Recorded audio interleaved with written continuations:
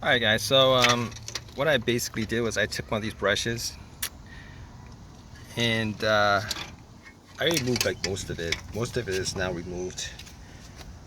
Like about 99% of it is removed, so I don't need to take this out.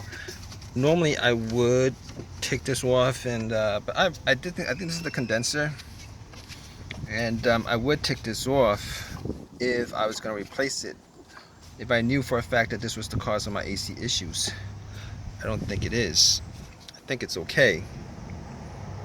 I think the system is pressurized pretty good, so there's nothing wrong with any kind of leaks or stuff like that. So, but I did clean it, and I think this is just the cover for the condenser on here. I think this is just the cover for the condenser on here. So I took it off. I'm gonna put everything back on.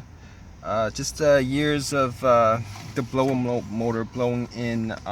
There should have been like a filter thing, like a filter. Apparently these old cars don't have filters, and because there's no filters, and all the stuff it sucks in and blows out, this is where it blows out to. So old AC units, this is what it's like. This is what it does. So